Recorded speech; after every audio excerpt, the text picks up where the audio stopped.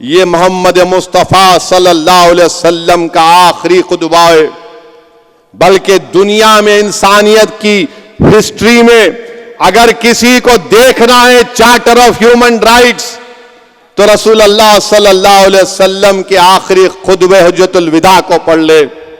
تو میرے نوجوانوں، اللہ کے رسول صلی اللہ علیہ وسلم کے اس آخری خطبے کے الفاظ کو یاد رکھو۔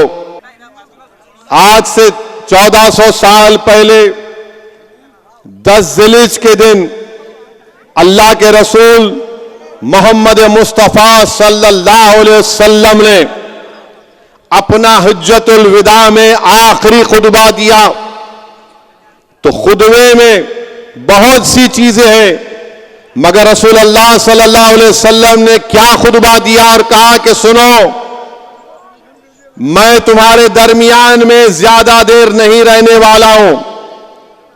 محمد صلی اللہ علیہ وسلم نے 1,15,000 لوگ تھے۔ رسول اللہ صلی اللہ علیہ وسلم اپنی بات کو اپنی زبان مبارک سے ارشاد فرماتے 3 بار۔ اس طرح کا لاؤڈ اسپیکر کا انتظام نہیں تھا۔ 1,15,000 کا مجمع تھا۔ اللہ کے رسول صلی اللہ علیہ وسلم رحمت للعالمین، محبوب رب العالمین، اپنی زبان مبارک سے بولتے اور صحابہ کرام 3 مرتبہ اس بات کو بولتے تاکہ 1,15,000 کے مجمع کو آقا کی زبان مبارک سے نکلے الفاظ ان کو سمجھ میں آئے اور سنائی دیے۔ رسول اللہ صلی اللہ علیہ وسلم نے کیا کہا کہ جس طرح یہ ذی الحجہ کا مہینہ مبارک ہے، جس طرح یہ دن مبارک ہے، اسی طرح مسلمانوں کی جان اور مال ہمارے لیے مبارک ہے۔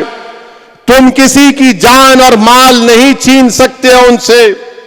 رسول اللہ صلی اللہ علیہ وسلم نے فرمایا، سنو کیا فرمایا، نوجوانوں تم سنو، تم کو اگر ایک نیک انسان بننا ہے تو سنو۔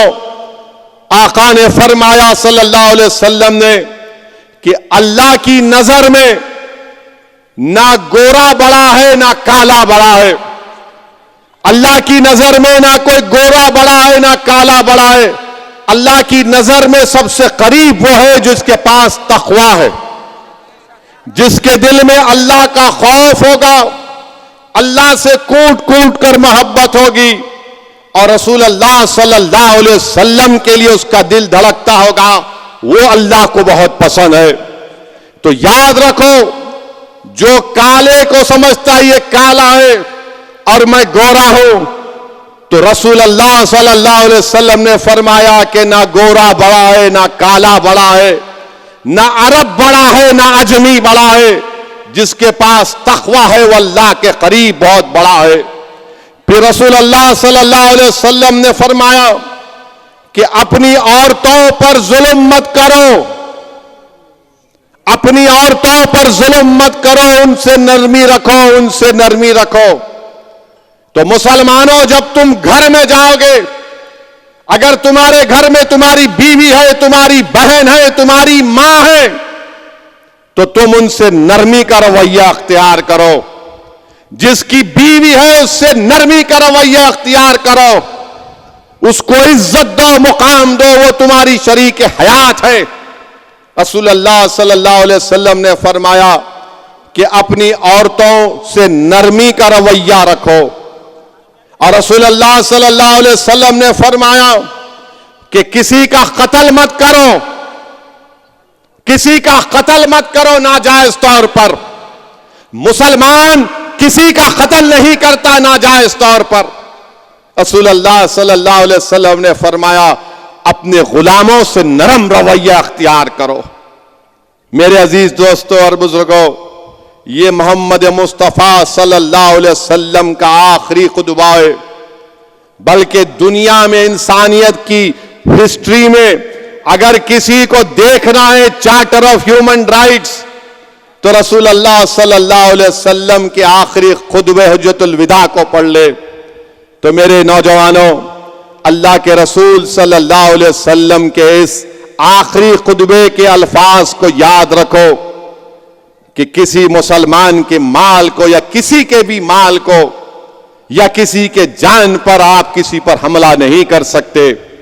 اپنی عورتوں سے اپنی خواتین سے نرمی سے پیش آؤ گے اور توڑ دو یہ زنجیریں. کوئی کالا ہے, کوئی بڑا ہے, کوئی خاندانی ہے, کوئی فلاں ترمچی ہے, کوئی نواب ہے.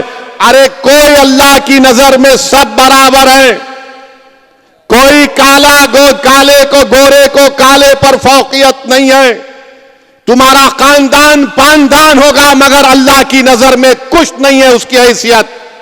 تم میں اللہ کا خوف ہوگا, تم میں رسول اللہ صلی اللہ علیہ وسلم سے محبت ہوگی.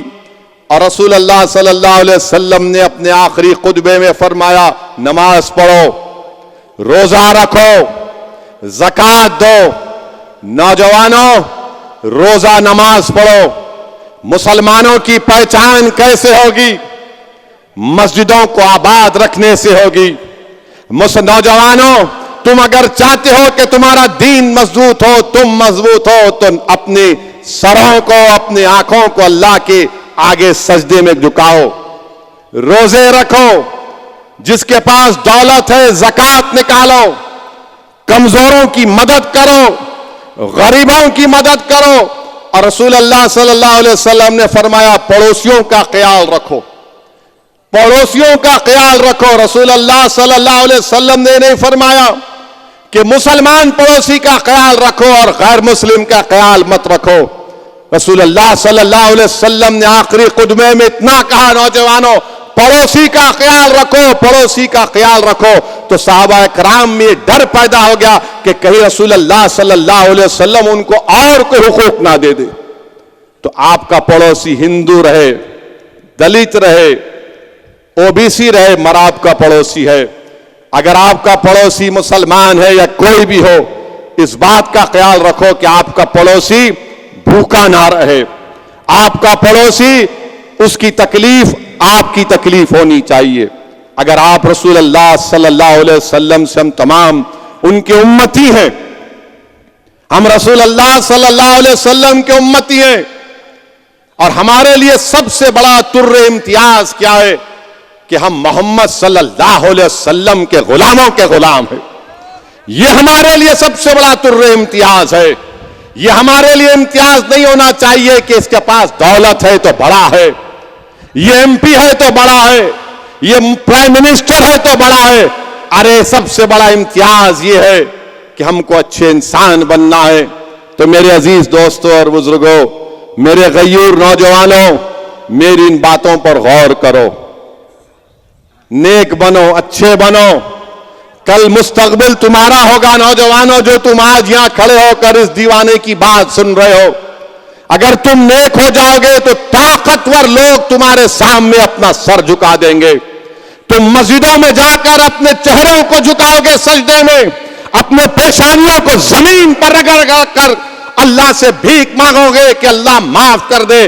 تو خدا کی قسم پورے ظالم لوگ تمہارے سامنے اپنا سر جھکا دیں گے, مگر تم مسجدوں کو بھول چکے ہو, تم رمضان کے روزوں کو بھول چکے ہو, تم قرآن اور سنت کو مت بھولو. ہماری پہچان قرآن اور سنت ہے. یہ اللہ کے رسول صلی اللہ علیہ وسلم نے ارشاد فرمایا